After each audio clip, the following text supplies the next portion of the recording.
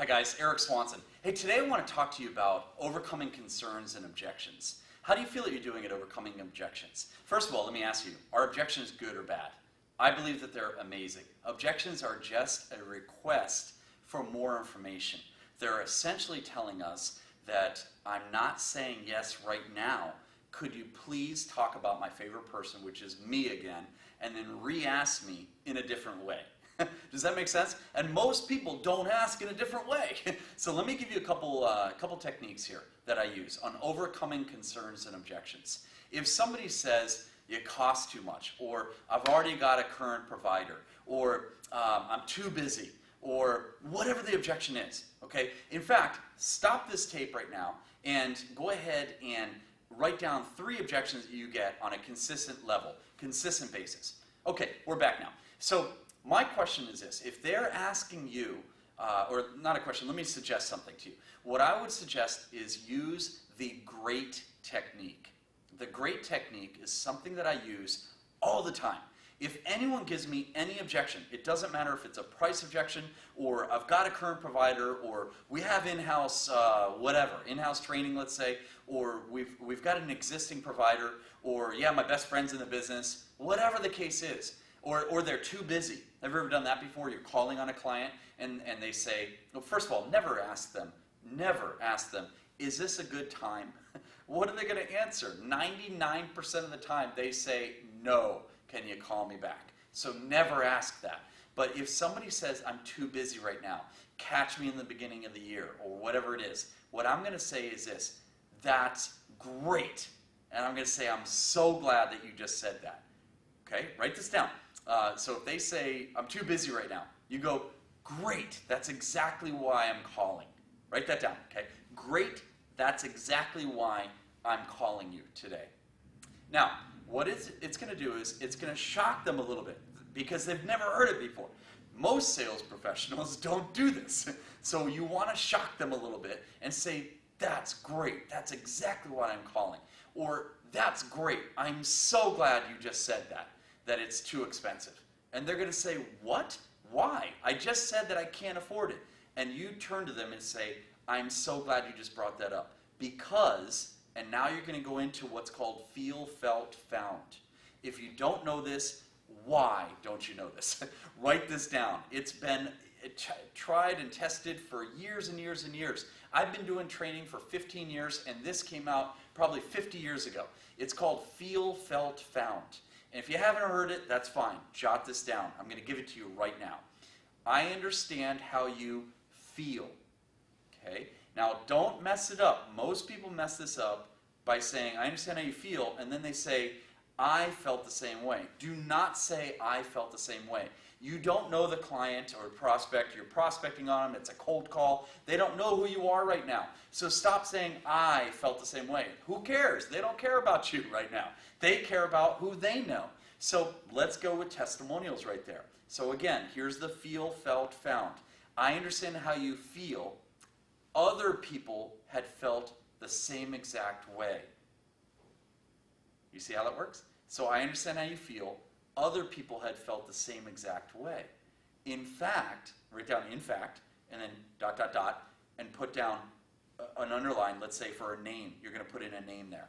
In fact, Mr. and Mrs. Jones from up the street, or XYZ Mercedes-Benz dealership said the same exact thing, or whoever it is. Give them a testimonial that's going to make sense for them, that they know who they are and they respect that company or person.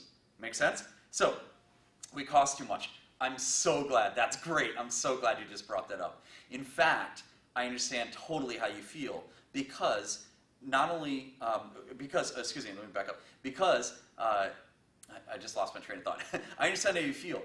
That's a good point. We are a little bit more pricey than a competition.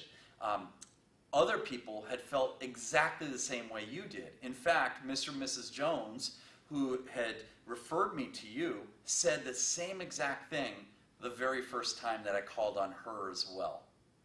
You see what I did right there? Please write that down. Capture that one, okay? What I'm trying to implore to you is this, is use anything you can use of testimonials and timeliness into their brain so that they realize that this is right for them, okay? So what you're going to say is, I understand how you feel. That's a good point. We are a little bit more pricey than a competition. In fact, Mr. and Mrs. Jones, or XYZ company, said the very same thing that you said the very first day that I met them as well.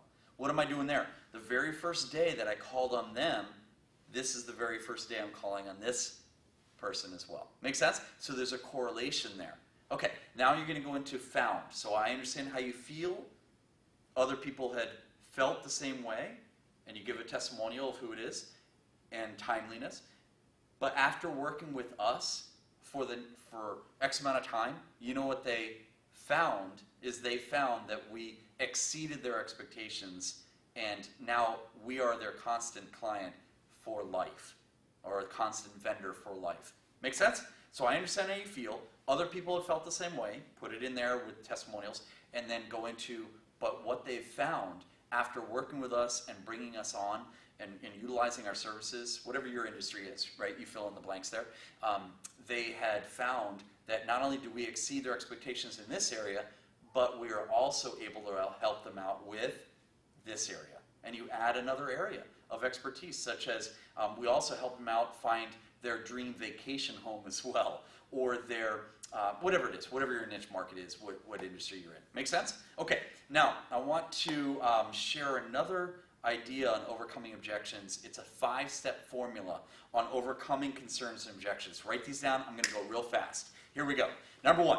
By the way, this is all stuff that if you bring us in to work with your group, we share ideas like this. We hone in on your specific needs. So here's one that everyone needs. It's the 5-step formula on overcoming objections and concerns. Write this down, number 1 through 5. I want you literally to write down 1, 2, 3, 4, 5. Okay? Now, are you finished writing it down? Good. Number 5, we're going to go start at the bottom here, okay? So 1 through 5 on the piece of paper. Number 5, put down answer it. So the very last thing you want to do when overcoming an objection and concern is answer the objection. Don't answer it right away. What I mean by that is you're being too pushy. They say you cost too much. You say, no, we don't. You don't want to be too pushy. And never say this. Never say, what'd you say to me? Don't do that. That's a bad technique. So don't be pushy. You want to be pulley instead. You want to bring them with you. So therefore, what I do is, number 1, I acknowledge their concern. So jot down acknowledge. So number 1 is acknowledge their concern. Number 2, pause and use their name. Okay, so number 1 is acknowledge their concern. Number 2, pause and use their name. Now when you pause, what you're doing is you're letting them know that you are concerned about their objection instead of being too quick and too pushy. Make sense? Okay, so it's almost like we're actors, aren't we? But the ultimate goal is to have them utilize your services because it makes sense for them. Make sense? So only use this for good, not for evil. Okay, so that's a disclaimer right there. So acknowledging their concern and pausing and using their name, what I'm doing by pausing is I'm thinking about it. That is a good point. You know, you're right. We are a little bit more pricey than the competition. You're absolutely right. Okay, so you pause and then you're going to use their name and you're going to say Joe, and then you're going to go into number 3. Okay, so number 1 is acknowledge their concern. So I'm using number 1, number 2 all together. I'm going to say, okay, I do realize that we are a little pricier. You're right. I acknowledge it, right? And I compliment them. Thanks for bringing that up. I'm actually very glad that you brought that up because Joe, and then you go into number 3. See how that works? Okay, number 3. Here we go. Question it and rephrase it. Okay, so question it, meaning the concern, question the concern, and then rephrase the question, or the concern, excuse me. So you're going to rephrase it.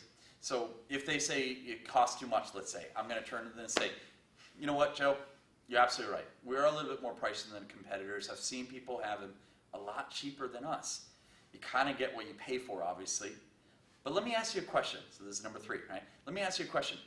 How much too much do you think it is? You see how that works?